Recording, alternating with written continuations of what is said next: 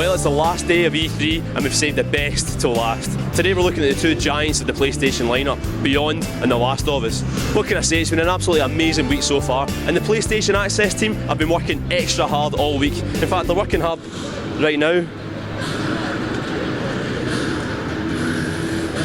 Guys, sake man, let's get on with the show.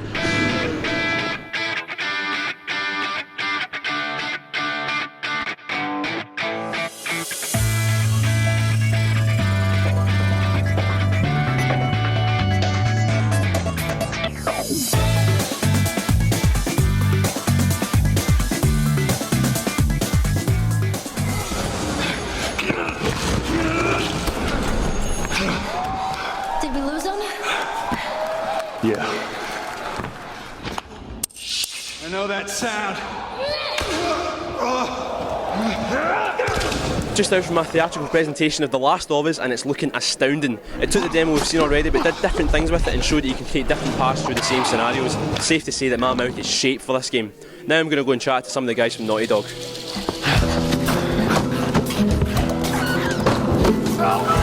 What about the guy? Oh, he ain't even hurt. You know, we got our initial idea from the Planet Earth series, the BBC Planet Earth, Yeah. and David Attenborough very succinctly talking about the cordyceps fungus is saying, like, the more numerous a species becomes, the more likely it is to be attacked by its nemesis, the cordyceps fungus, which David Attenborough should, like, spoon with me at night and, like, whisper in my ear. He's so awesome, man. Sorry, David Attenborough.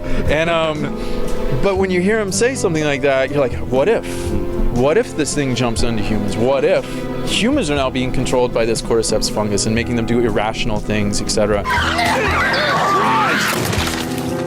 I like playing games where I can walk around and go like, that's awesome, like, it's so cool. Like I just, and we're gamers at heart. We're making a game that we want to play. When you really start looking at the story we were creating, the kind of game that we wanted to create, we started investigating, okay, what truly happens when systems collapse? The New York City subway, basically every day they have systems online that pump water out of the subway system. Within, I think it was something like 24 or 48 hours, if that system goes down, that subway becomes a river, an underground river. Okay. It's flooded, right? This is nature. We're constantly fighting back nature. We're chopping down trees. We're like pesticides in sidewalks. We're doing everything we can to fight back. Nature wants to live. It's beautiful. And natural lighting, soft shadows, naturalistic lighting, etc., is just, it's like going on a hike, except now you're in a video game with a lot of death around you. We are back at EA's monster stand here at E3 to check out two of the biggest games, Need for Speed Most Wanted and Dead Space 3. Our window's coming up. We go now or not at all. The Necromorphs are terrifying baddies, and in the last game we also had Necromorph babies as well. So we are wondering if there's going to be any new Necromorphs to look forward to, like Necromorph kittens. I'm not going to go into that much detail, but let's put it this way. Through Dead Space 1 and Dead Space 2, we created and introduced, I think, something like 22 to 26 necromorph types.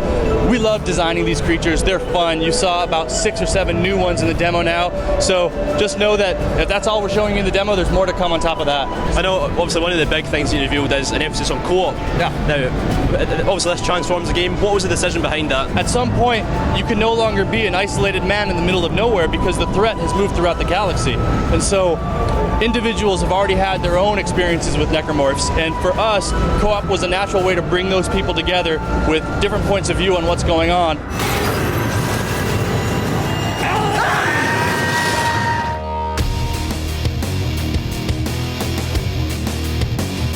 What is it about Most Wanted that makes it even better than Hot Pursuit? Well, obviously we're really going for the open world this time. In Need for Speed Hot Pursuit, we're very much focused on high speed, long roads, which is really cool. There's some epic drives there, but this time we're really embracing the idea of freedom and choice in the open world. Whether that's the racing, it's the chasing, or the exploration gameplay. There's a lot for you to just drive around and discover. We've actually packed the world with gameplay. And just a quick one.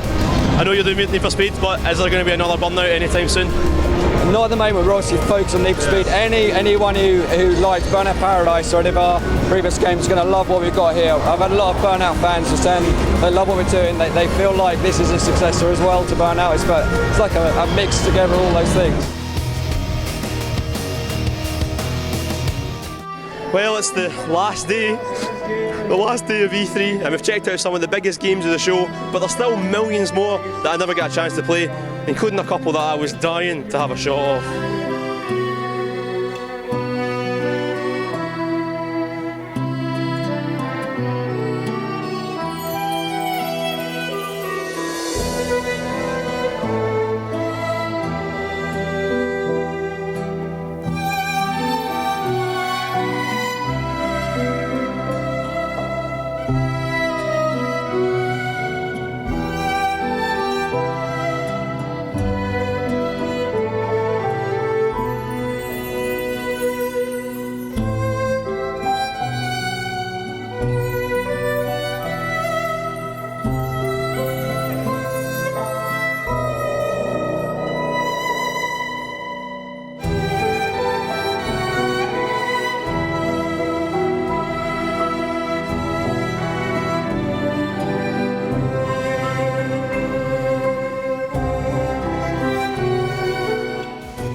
Now, I've just been shown an extended demo of Beyond, and I've got to say it's one of the most exciting games I've seen of the show so far. And I can't believe I'm saying this, but I'm just about to interview David Cage about the game itself. Is that a scar? Is that recent? I know. They're coming. Now, obviously, Jodie is a very important central character. What made you choose Ellen Page to play that character? Well, I was looking for an actress who would be this young woman, looking fragile and vulnerable, but having this kind of strength and determination inside. And when we met, actually, I felt this is really how she is in real life. And how was Ellen to work with? She was amazing, just amazing. She's incredibly easy to work with. She's very clever, very talented, and very interested in the script, and she just gave her best, and she's been absolutely amazing. Come on, Aiden. I think they get the message. I just wanted to ask, what was the inspiration behind the relationship between Jodie and Ivan? So the relationship, it's really a strange relationship, as you can guess, between a human being and an entity. It's definitely weird. But it's Jodie has a love and hate relationship with Aiden in many ways, because it's the only person who's there even when she's in trouble, but at the same time it's the thing that prevents her from having a normal life. So she loves it and hates it more than anything in the world, I guess.